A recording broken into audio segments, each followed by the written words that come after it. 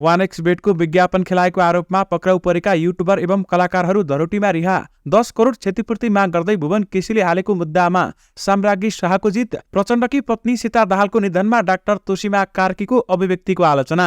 रिहा भएपछि बल्छी ध्रुवे सहितका कलाकारले भने काममा चाँडै फर्कन्छौं। खुल्ला प्रतिस्पर्धा मिचेर कालीमाटी र बालाजु बजार भाडामा लगाउन पुनः सम्झौता गरियो। मेयर बालेन शाहद्वारा सीता दाहालप्रति श्रद्धाञ्जली व्यक्त। भुवन केसीको मुद्दा जितेपछि साम्राज्ञीले भावुक हुँदै भनिन्, अब बल्ल सास फेर्न पाउँछु। आराजु राणाको घर मर्मतमा 10 लाख सरकारी बजेट विनियोजन भएकै हो त। यसबारे महत्त्वपूर्ण जानकारी राष्ट्रिय प्रजातन्त्र पार्टीका अध्यक्ष राजेन्द्र लिङदेनद्वारा प्रधानमन्त्री प्रचण्डलाई समवेदना। हलिउड ठूलो हडतालको संघारमा मध्यरातेदेखि 1,60,000 कलाकारले काम रोक्दै हेलिकप्टर उडान सुरक्षित बनाउन 5 नयाँ नियम। सर्वोच्चले माग्यो कोशी प्रदेशका मुख्यमन्त्रीको नियुक्ति सम्बन्धी सक्कल फाइल। मनाङ एयरको हेलिकप्टर दुर्घटनापछि उडानमा क्यानको कडाई, माउन्टेन फ्लाइटमा रोक, ललिता निवास प्रकरण, पक्राउ पर्नेको संख्या 17 पुग्यो। सीतालाई औधी माया गर्थे प्रचण्ड, टुट्यो 54 वर्षको सहयात्रा।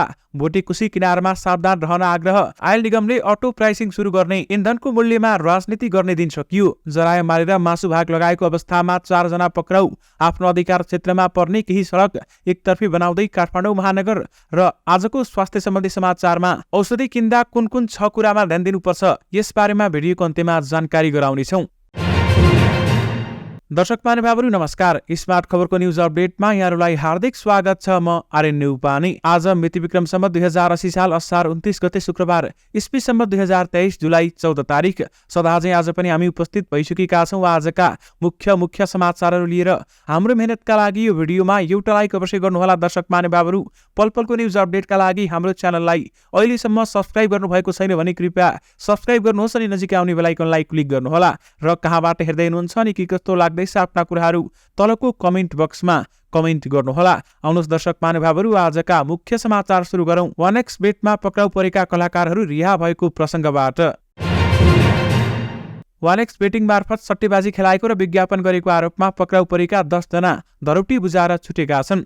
काठमाडौँ जिल्ला अदालतले बुधबार 10 जनासँग धरोटी माग गरी छाड्न आदेश दिएसँगै छुटेको जिल्ला प्रहरी परिसर काठमाडौँका एसपी सीताराम रिजालले जानकारी दिनुभयो। प्रहरीले यस घटनामा कैलाली घर भई काठमाडौँ बस्ने 28 वर्षीय दिनेश खड्का र उनकी श्रीमती अनिता रिताललाई मुख्य अभियुक्तको रूपमा मुद्दा पेश्ने गरेको थियो भने खड्कासँग अदालतले 10 लाख र रितालसँग 5 लाख धरोटी माग गरेको छ। यस्तै विज्ञापन गरेको आरोपमा पक्राउ परेका 8 जना कलाकार एवं युट्युबरहरूलाई भने 5-5 हजार धरोटीमा छाड्न आदेश दिएको हो।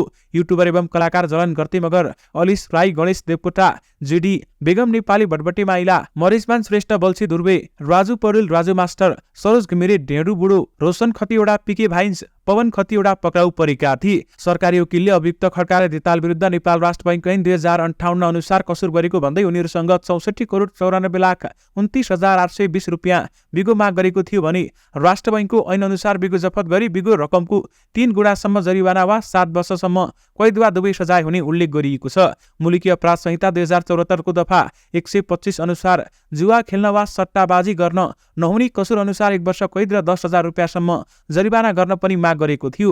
त्यसबाहेक उनीहरू दुवै विरुद्ध एकीकृत कसुर बापत थप सजाय माग गरिएको थियो। त्यस्तै युट्युबरहरू एवं कलाकारहरू विरुद्ध विज्ञापन नियमन गर्ने ऐन 2076 अनुसार कसुर माग दाबी गरिएको थियो भने उक्त कसुर अनुसार 1 वर्षसम्म कैद र 10,000 रुपियाँसम्म जरिवाना गर्न माग गरेको थियो। रिहा भएपछि कलाकारहरूले अदालत परिसर बाहिर मिडियासँग कुराकानी गर्दै उनीहरूलाई अदालतले न्याय दिएको समेत बताएका छन्। र दर्शक महानुभावहरू, बल्छी ध्रुवेले चाहिँ तत्काल नबोल्ने बताएका छन् भने पवन खतिवडा म्याकुरीले आफूबाट गल्ती भएको बताउँदै काममा चाँडै फर्कने बताएका छन्। उनलाई स्वागत गर्न अन्य कलाकार पनि अदालत बाहिर पुगेका थिए। सट्टेबाजी गराउने एजेन्ट भनिएका दिनेश खड्का र अनिता रिताललाई चाहिँ 10 लाख रुपियाँ धरोटी अदालतले मागेको छ भने यो प्रकरणमा संलग्न कुशल पोखरेल भने फरार रहेका छन्।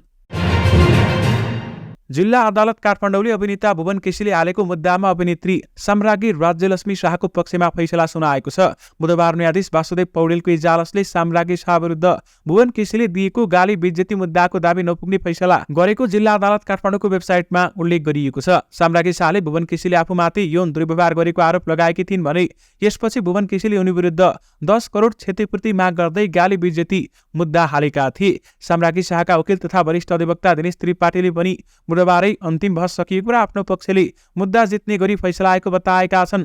अन्तिम बहस आज थियो। न्यायाधीश वासुदेव पौडेलले भुवन केसीले लगाएको मुद्दामा उनको दाबी नपुग्ने फैसला गर्नुभएको छ। उनले भने, फैसला हाम्रो पक्षमा आएको छ। यसको पूर्णपाठ आउन भने समय लाग्ने अदालतले हामीलाई जानकारी गराएको छ। सुटिङका क्रममा भुवन केसीले आफूमाथि यौन दुर्व्यवहार गरेको भन्दै साम्राज्ञी शाहले 3 वर्षअघि सामाजिक सञ्जाल मार्फत आरोप लगाएकी थिइन्। साम्राज्ञीले आफ्नो गाली बेइज्जती गरेको भन्दै भुवन केसीले उनी विरुद्ध जिल्ला अदालत काठमाडौँमा मुद्दा दिएका थिए। सोही मुद्दामा बुधबार जिल्ला अदालत काठमाडौँले साम्राज्ञीको पक्षमा फैसला सुनाएको हो। साम्राज्ञीले पनि सामाजिक सञ्जाल इन्स्टाग्राममा आफूले मुद्दा जितेको भन्दै भिडियो पोस्ट गरेकी छन्। आफ्ना वकिल, प्रशंसक र सहयोग गर्नेलाई समेत धन्यवाद दिएकी छन्। रसातमा मुद्दा लड्दाको 3 वर्षको अनुभव साझा गर्दा उनी भक्कानिएकी थिइन्। उहाँको भनाइ यस्तो रहेको छ, यो प्रकरण यही सामाजिक सञ्जालबाट सुरु भएको थियो, जहाँ मैले चलचित्र क्षेत्रमा मेरो यात्रा बारेमा साझा गरेको थिएँ। जुन तितो मिठो अनुभव थियो, सायद अरूको पनि यस्तै थियो कि, तर कसैलाई हानि वा चोट दिने मेरो उद्देश्य थिएन। म मात्र सबै युवालाई सन्देश दिन चाहन्थे,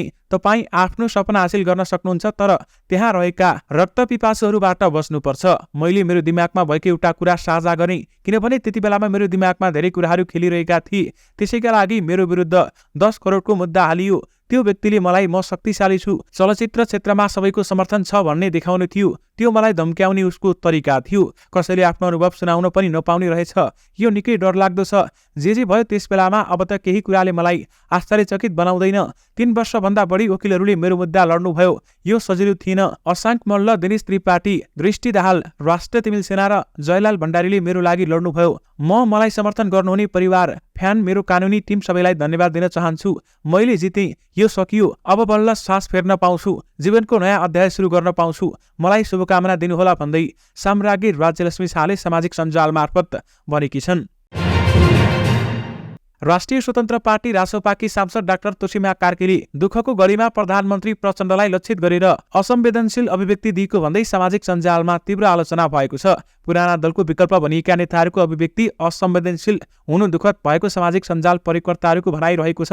प्रधानमन्त्री प्रचण्डकी पत्नी सीता दाहालको निधनमा श्रद्धाञ्जली दिन पुगेकी उनले दिएको अभिव्यक्ति असंवेदनशील भएको आरोप लागेको हो। तोसीमाको अभिव्यक्ति सम्बन्धी सार्वजनिक भिडियो क्लिपमा आफ्नै श्रीमतीलाई त समय दिन सक्नु भएन अथवा हेरचाह गर्न सक्नु भएन भने राष्ट्रका लागि के गर्नुहोला त भन्ने लगायतका अभिव्यक्तिहरू दिएकी छन्। उनले भनेकी छन्, आफ्नै श्रीमतीलाई त समय दिन सक्नु भएन अथवा हेरचाह गर्न सक्नु भएन भने राष्ट्रका लागि के गर्नुहोला त भन्ने प्रश्नहरू पनि आउन सक्छन्।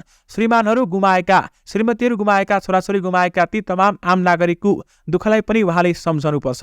आफ्नै दुःख सरह बुझ्नुपर्छ र त्यसको लागि के गर्नुपर्छ र कसरी सम्बोधन हुन सक्छ भन्ने कुरा चाहिँ प्रधानमन्त्रीको हैसियतमा भइसकेको एउटा राष्ट्रको पिताको रूपमा हेर्ने व्यक्तिले सम्झनुपर्छ।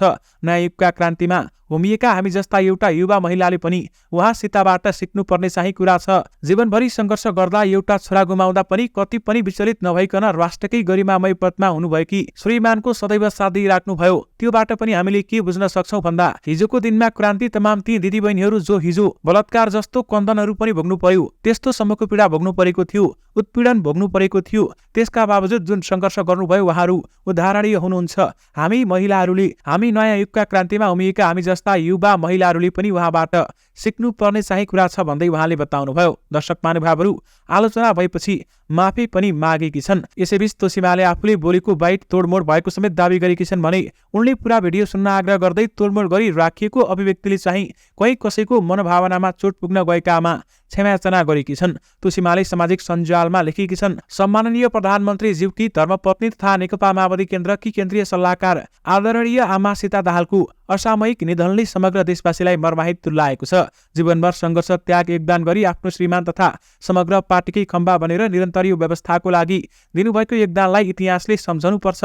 उहाँले आफ्नो जीवनभर बिना स्वार्थ, बिना कुनै पद र सम्मानको लोभ गर्नुभएको योगदानप्रति नतमस्तक छौँ। सम्मानित उहाँप्रति हार्दिक श्रद्धाञ्जली अर्पण गर्दै प्रधानमन्त्रीज्यू र समग्र परिवारलाई विचलित नभई यो दुःखद घडीको सामना गर्न शक्ति मिलोस् भनी कामना गर्न चाहन्छु। म स्वयंले पेरिस डाँडामा राखिएको उहाँको सम्मानित पार्थिव शरीरमा फूल र श्रद्धार्पण गरेपछि केही मिडियाकर्मी साथीहरूले लिनुभएको बाइटलाई तोडमोड गरी राखिएकोमा पूरा भिडियो सुन्न हुन आग्रह गर्न चाहन्छु र साथै तोडमोड गरी राखिएको अभिव्यक्तिले कहीँ कसैको मनोभावनामा चोट पुग्न गएकोमा समेत क्षमा माग्दछु भन्दै उनले सामाजिक सञ्जाल मार्फत माफी मागेकी छन्। काठमाडौँ महानगरपालिकाका मेयर बालेन शाहले भरतपुर महानगरपालिकाकी मेयर रेणु दाहालकी आमा सीता दाहालप्रति श्रद्धाञ्जली व्यक्त गरेका छन्। सामाजिक सञ्जालमा लेख्दै मेयर बालेन शाहले सीता दाहालप्रति श्रद्धाञ्जली अर्पण गर्दै मेयर दाहाल सहितका शोकाकुल परिवारमा संवेदना प्रकट गरेका हुन्। मेयर शाहले लेखेका छन्, सम्माननीय प्रधानमन्त्री समेत रहनुभएका तपाईँका पिताले सहयात्री जीवनसंगी गुमाउनु भएको अवस्थामा तपाईँले परिवारमा अभिभावकत्व ग्रहण गर्दै सबैलाई सम्हाल्न सक्ने क्षमता प्राप्त होस् भन्ने कामना गर्दछु। 69 वर्षीय सीता दाहालको बुधबार बिहान नर्विक अस्पतालमा निधन भएको थियो। दर्शक महानुभावहरू, आयल निगमले अटो प्राइसिङ सुरु गर्ने भएको छ भने इन्धन मूल्यमा राजनीति गर्ने दिन अब सकिएका छन्। नेपाल आयल निगमले अटो प्राइसिङ स्वचालित मूल्य प्रणाली सुरु गर्ने भएको छ। निगमले लामो समयदेखि अटो प्राइसिङ सुरु गर्न लागेको हो। निगम स्रोतका अनुसार स्वचालित मूल्य प्रणाली सुरु गर्ने प्रक्रिया अन्तिम चरणमा पुगेको छ भने स्वचालित मूल्य लागू गर्नका लागि निगम बोर्डले एक कार्य समिति बनाएको छ। सो समितिले स्वचालित मूल्य कार्यविधि तयार गर्नेछ। स्वचालित मूल्य प्रणाली लागू गर्ने विषयमा उद्योग मन्त्री रमेश रिजाल तयार भएका छन् भने केही हप्ता अघि उद्योग मन्त्रालयका प्रतिनिधिले प्रधानमन्त्री पुष्पकमल दाहाल प्रचण्डलाई अटो प्राइसिङको विषयमा ब्रिफिङ समेत गरिसकेका छन्। मन्त्रालय स्रोतका अनुसार प्रधानमन्त्री दाहाल यो विषयमा गम्भीर रूपमा सोधपुछ गरेका थिए। बैठकमा सहभागी प्रतिनिधिले भने परिवर्तनका लागि प्रधानमन्त्री निकै सजग देखिन्छन्। अन्य प्रधानमन्त्री भन्दा उनी निकै सजिला रहेछन्। अटो प्राइसिङमा कुरा बुझेर सहमति जनाउनु भएको छ। अटो प्राइसिङ लागू गर्नका लागि 99% काम सकिसकेको छ। अब सार्वजनिक गर्ने काम मात्रै बाँकी रहेको छ। निगमले लामो समयदेखि अटो प्राइसिङमा जानको लागि दबाव बढ्दै आएको छ। अटो प्राइसिङमा जाँदा अब निगमले घाटा बेहोर्नु पर्दैन।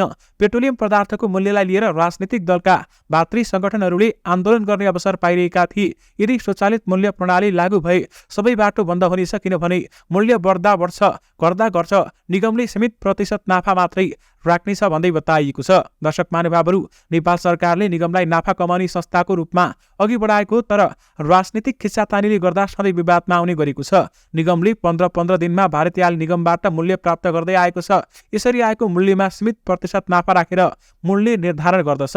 सबैभन्दा कम नाफा ग्यासमा राख्नेछ, जसमा मूल्यको न्यून प्रतिशत नाफा मात्रै राख्नेछ। यसैगरी ग्यासपछि डिजलमा कम नाफा प्रतिशत मात्रै तोकिनेछ।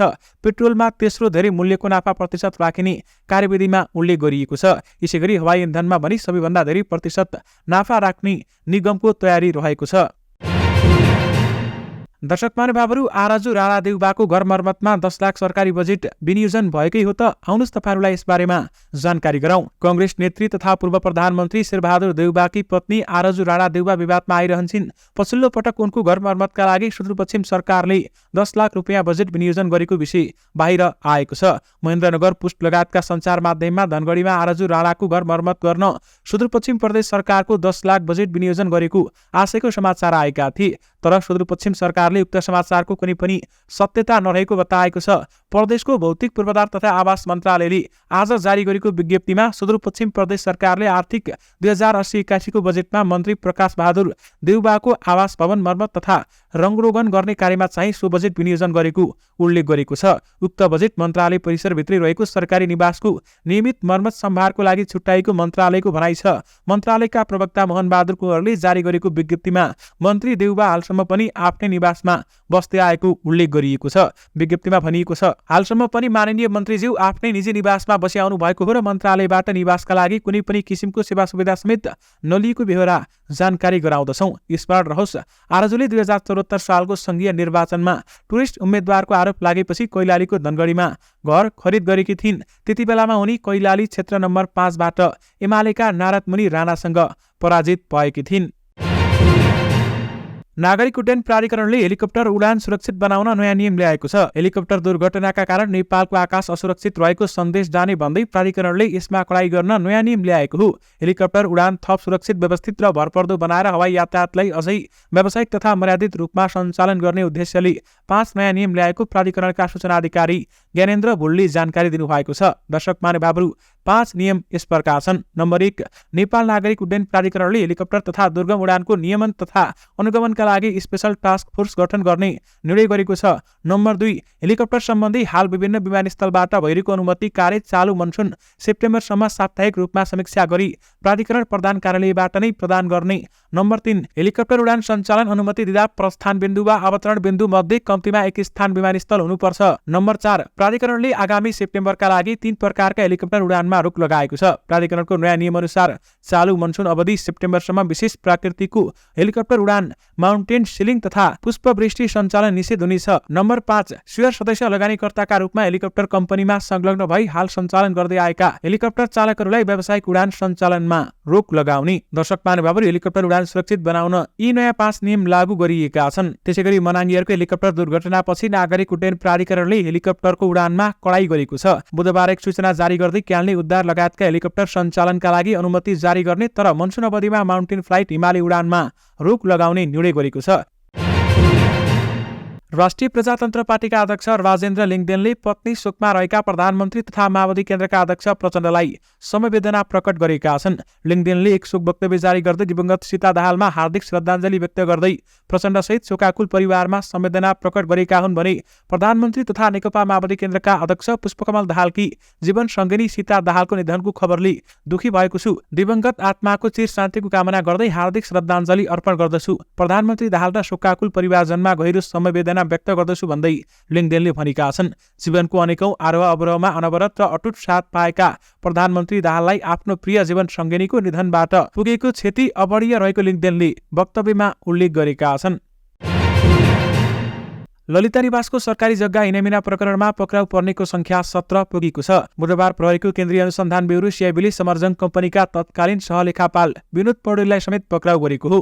पौडेलले त्यति बेलामा गैर कानुनी काम गरेर परिवारको नाममा बालुवाटारको जग्गा समेत लिएको पाइएको सिआइबीका एसएसपी दिनेश कुमार आचार्यले जानकारी दिनुभयो। पौडेललाई काठमाडौँको गोकर्णबाट सिआइबीले पक्राउ गरेको हो भने यसअघि मंगलबार भूमि व्यवस्था विभागका तत्कालीन महानिर्देशक रुद्रबहादुर श्रेष्ठ, भौतिक मन्त्रालयका इन्जिनियर बालकृष्ण श्रेष्ठ र मालपोतका कर्मचारी सहित 4 जना पक्राउ परेका थिए। ललिता निवासको 143 रोपनी जग्गा इनामिना गरेको आरोपमा प्रहरीले कृत्य र संगठित कसुरमा अनुसन्धान गरिरहेको छ।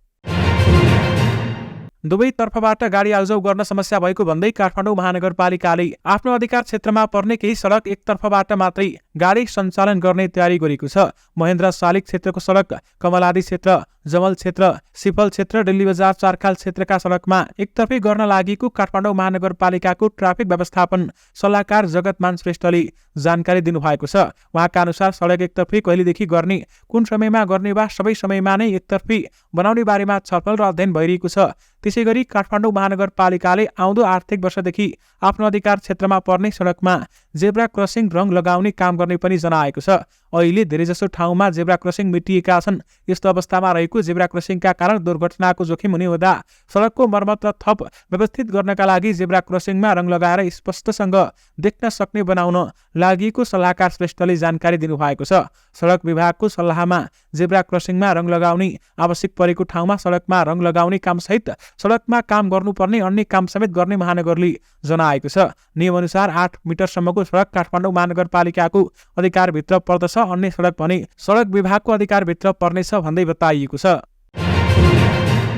सरकारले 2 वर्षका लागि कालीमाटी र बालाजु तरकारी बजारका 622 भाडाका पसल नवीकरण गर्ने निर्णय गरेको छ। कृषि तथा पशुपन्छी विकास मन्त्री बेदुराम भुसालले सहमतिमा कालीमाटी बजार समिति बोर्डले मंगलबार पुनः सम्झौताको निर्णय समेत गरिसकेको छ भने प्रतिस्पर्धाबाट किसान, कृषि सहकारी र कृषि व्यवसायीलाई भाडामा लगाउनु पर्ने पसल सरकारले कानुनी व्यवस्था कुल्चेर बिचौलियालाई सुम्पिएको हो। सरकारको निर्णयले 15 वर्षदेखि बजारमा एक छत्र व्यवसाय गर्दै आएका व्यापारीहरूलाई थप 2 वर्षका लागि व्यापार गर्ने बाटो सुनिश्चित गरेको छ। 2 वर्षका लागि बजारका पसलहरू यथास्थानमै रहने गरी नवीकरण गरेको बजार विकास समितिका अध्यक्ष एवं मन्त्रालयका सहसचिव मदन भुजेलले जानकारी दिनुभयो। बजारको पसलको भाडामा वृद्धि गरिएको र 2 वर्षका लागि म्याद थप गरिएको उहाँको भनाइ रहेको छ। दर्शक महानुभावहरू, खुल्ला प्रतिस्पर्धा मिचेर कालीमाटी र बालाजु बजार भाडामा लगाउन फेरि पुनः सम्झौता भएको छ। सर्वोच्च अदालतले कोशी प्रदेशका मुख्यमन्त्री नियुक्ति सम्बन्धी सक्कल फाइल माग गरेको छ। न्यायाधीश सपना प्रधान मल्लको एकल इजलासले आज कांग्रेस संसदीय दलका नेता उद्धव थापालाई मुख्यमन्त्री नियुक्त गर्ने सन्दर्भमा भएका सम्पूर्ण फाइल झिकाउन आदेश दिएको हो। माननीय उद्धव थापालाई कोशी प्रदेशको मुख्यमन्त्रीमा नियुक्त गर्ने सन्दर्भमा पेश भएका प्रस्ताव, समर्थन, दाबी, हस्ताक्षर लगायतका सम्पूर्ण कागजात सहित माननीय प्रदेश प्रमुखको मिति 2060-329 को निर्णय सक्कल फाइल कोशी प्रदेश प्रमुखको कार्यालयबाट मिति 2080-4-3 गतेभित्र झिकाउनु अदालतको आदेशमा भनिएको छ। यसैगरी अदालतले साउन 7 गते पिसी तोकेको सोको जानकारी निवेदक तथा महानिर्देशकता तथा कोशी प्रदेशको मुख्य न्यायाधीशवक्तालाई दिन आदेश दिएको छ। सो मुद्दा साउन 7 देखि निरन्तर सुनवाईमा राखी निर्णयार्थ पेश गर्न पनि अदालतले आदेश दिएको छ। अदालतले मुद्दामा तत्कालै लिखित जवाब पेश गर्न र इजलासबाटै निर्णयार्थ सुनवाईको मिति तोकिएकाले मुद्दाको अन्तिम किनारा नभएसम्म दीर्घकालीन असर पर्ने कुनै पनि निर्णय नगराउन प्रत्यक्षहरूको नाममा अन्तरिम आदेश जारी गरेको छ। कोशी प्रदेश सभाका सभामुख बाबुराम गौतमले उद्धव थापालाई मुख्यमन्त्री बनाउँदा आफ्नो पनि हस्ताक्षर गरेपछिको विवाद सर्वोच्चमा पुगेको हो। अदालतले गौतमलाई राजनीतिक दलसँग आबद्ध नरहेको भनी घोषणा गरिसकेको र असार 17मा फेरि उनले नै थापालाई मुख्यमन्त्री बनाउन हस्ताक्षर गरेपछि प्रश्न उठेकाले तत्काल यसको निरूपण गर्नुपर्ने देखिएको आदेशमा उल्लेख गरिएको छ। दर्शक माने बाबुहरू, तपाईहरुमाझ एउटा अन्तर्राष्ट्रिय समाचार राख्न चाहे। हलिउड लेखक 2 महिनादेखि हडतालमा छन्। चाँडै उनीहरूको आन्दोलनमा कलाकार पनि सामेल हुन सक्ने देखिन्छ।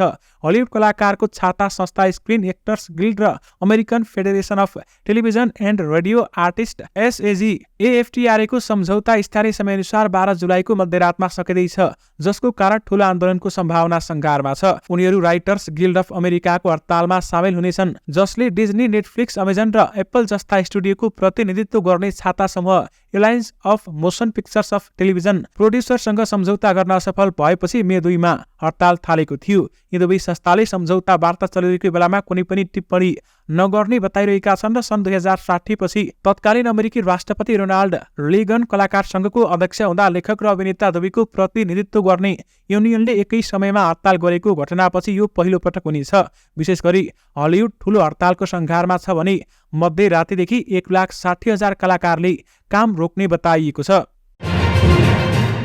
भोटेकोशी नदीमा पानीको भाव 81 बढ्दै गएकाले पूर्व सावधानी अपनाउन रसुवा प्रहरीले अनुरोध गरेको छ। जिल्ला प्रहरी प्रमुख रसुवा बुढाथोकीका अनुसार तिब्बतदेखि प्रभाव भई रसुवा गढीबाट नेपाल भित्रने भोटेकोशीमा आजदेखि पानीको भाव बढ्दै बढेकाले नदी किनारामा आसपासमा बसोबास गर्ने बासिन्दालाई सतर्कता अपनाउन अनुरोध गरिएको छ। अहिले भोटेकोशी खोलाको बाढी स्याफ्री बेसीबाट तल झरेको बताइएको छ। दर्शक महानुभावहरू, यसबारेमा तपाईँ त्यहाँ हुनुहुन्छ भने सावधानी अपनाउनुहोला। सुर्खेतको काँक्रेबिहार वनमा संरक्षित गरेका जरायो मारेको आरोपमा 4 जनालाई प्रहरीले पक्राउ गरेको छ। नयाँ गाउँ क्षेत्रबाट जरायो मारेर मासु भाग लगाइरहेको अवस्थामा प्रहरीले 4 जनालाई पक्राउ गरेको हो। बुधबार बिहान 3 बजे जरायो मारेर भाग लगाइरहेको भन्ने सूचनाका आधारमा घटनास्थलबाटै 4 जना पक्राउ परेका हुन्। पक्राउ पर्नेमा वीरेन्द्रनगर 10 का 52 वर्षीय डम्बर बहादुर थारू, उनका छोरा 21 वर्षीय सुशील र 28 वर्षीय आसाराम चौधरी र वीरेन्द्रनगर 11 का 41 वर्षीय मिनबहादुर वली रहेको जिल्ला प्रहरी कार्यालय सुर्खेतका प्रहरी नायब उपरीक्षक लक्ष्मण शाहले जानकारी दिनुभयो। घटनाबारेमा थप अनुसन्धान भइरहेको प्रहरीको भनाइ छ। उनीहरूलाई राष्ट्रिय निकुञ्ज तथा वन्यजन्तु संरक्षण 2029 अनुसार कारबाही हुने जिल्ला वन कार्यालय सुर्खेतले जनाएको छ। अन्यको खोजी भइरहेको प्रहरीले जनाएको छ। दर्शक महानुभावहरू, आउनुहोस् आजको स्वास्थ्य सम्बन्धी समाचार सुरु गरौँ। औषधि किन्दा ध्यान दिनै पर्ने 6 कुराहरू के रहेका छन् त? आउनुहोस् तपाईहरुलाई यसबारेमा जानकारी गराउँ। बिरामी हुँदा हामी औषधि किन्न फार्मेसी पुग्छौँ। चिकित्सकको प्रेस्क्रिप्सन भए सोही अनुसार नभए आफूलाई आवश्यक परेको औषधि फटाफट किनेर ल्याउने अधिकांशको बानी हुन्छ। तर यसरी औषधि किन्दा धेरै कुरामा हाम्रो ध्यान पुगिरहेको हुँदैन। त्यसैले औषधि खरिद गर्दा यी 6 कुरामा विशेष ध्यान दिनुपर्छ। नम्बर 1, चिकित्सकको प्रेस्क्रिप्सन अनुसार औषधि खरिद गर्ने। जहिले पनि चिकित्सकलाई जाँच गराएर प्रेस्क्रिप्सन अनुसार मात्रै औषधि खरिद गर्नुपर्छ। आफू खुसी औषधि किनेर खानु हुँदैन। यस्तै आधिकारिक रूपमा दर्ता प्रमाणपत्र भएको फार्मेसीबाट मात्रै औषधि किन्नुपर्छ। औषधि किन्दा प्रेस्क्रिप्सनमा लेखिएको औषधि नभएर त्यस्तै काम गर्ने तर अर्को कम्पनीको औषधि फार्मेसीले दिन खोजे खरिद गर्नु हुँदैन। त्यस्तो औषधिले शरीरमा सकारात्मक असरको सट्टा नकारात्मक असर गर्न सक्छ। त्यसैले त्यस्तो औषधि खरिद गर्नु हुँदैन, किनकि औषधिको कम्पनी फरक हुने बित्तिकै त्यसले गर्ने काम पनि फरक हुन्छ। त्यसैले प्रेस्क्रिप्सनमा लेखिएकी औषधि किन्नुपर्छ। नम्बर 2, औषधिको पूरा जानकारी लिने। औषधि किन्दा त्यसबारेमा विक्रेता वा चिकित्सकबाट पूरा जानकारी लिनुपर्छ। जस्तै दिनमा ट्याब्लेट भए कतिवटा झोल भए कतिवटा बिर्को खाने, कतिपटक खाने, खाना खाइसकेपछि खाने कि खाली पेटमा खाने, कुन औषधि पछि कुन खाने, सम्पूर्ण जानकारी लिनुपर्छ। उक्त औषधिले कुनै साइड इफेक्ट हुन्छ कि हुँदैन, भएमा के गर्ने, यी सबै जानकारी विस्तृत रूपमा लिनुपर्छ। नम्बर 3, महँगो र सस्तोको पछि नलाग्ने। औषधि कम्पनी अनुसार मूल्य र त्यसले काम गर्ने क्षमता, क्वालिटी फरक हुन्छ, तर धेरैलाई यो कुरा थाहा नहुँदा सस्तोको पछि लागेर चिकित्सकहरूले दिएको प्रिस्क्रिप्सन अनुसारको औषधि छुट्न सक्छ। नम्बर 4, म्याद गुज्रिने मिति हेर्ने। औषधि किन्दा छुट्याउने नहुने कुरा हो एक्सपायरी डेट अर्थात् म्याद गुज्रिने मिति। अधिकांशले औषधि किन्ने बेलामा यसको खासै वास्ता गरेको देखिँदैन, तर औषधि लिनु अघि औषधिको खोल वा बट्टामा वरिपरि तलमाथि हुने मिति हेर्नु पर्दछ, किनभने यदि एक्सपायरी डेट सकेको औषधिले रोग निको हुनुको सट्टा अझ बल्झिन सक्छ। नम्बर 5, औषधि किनिसकेपछि कुन औषधि कहिले र कहाँबाट खरिद गरेको भन्ने थाहा पाउन वा प्रमाण स्वरूपको लागि बिल लिनु पर्दछ। यदि केही गरी औषधि छुट वा ठिक औषधि हो या होइन भनेर जाँच गर्न पनि सकिन्छ। औषधि खरिद गर्दा बिल अनिवार्य रूपमा लिने बानी बसाल्नुपर्छ। नम्बर 6, औषधिको दोहोरो जाँच गर्ने। औषधि लिनु अघि प्रिस्क्रिप्सन अनुसार औषधि छ कि छैन वा हो कि होइन भनेर हेर्नुपर्छ। जस्तै औषधिको नाम, औषधिको डोज, एक्सपायरी डेट प्रयोग गर्ने विधि, उत्पादकको नाम र ठेगाना हेर्नुपर्दछ। दर्शक महानुभावहरू, यी कुरामा तपाईले ध्यान दिनुभयो भने एकदमै तपाईको स्वास्थ्य राम्रो हुनेछ। दर्शक महानुभावहरू, यसरी तपाईहरुमाझ आजका सबै मुख्य समाचारहरू राखिसकेका छौं। फेरि पनि तपाईहरुमाझ नयाँ मुख्य समाचारहरूको साथमा उपस्थित हुने नै छौं। अहिलेलाई भने मलाई बिदा दिनुहोस्। नमस्कार।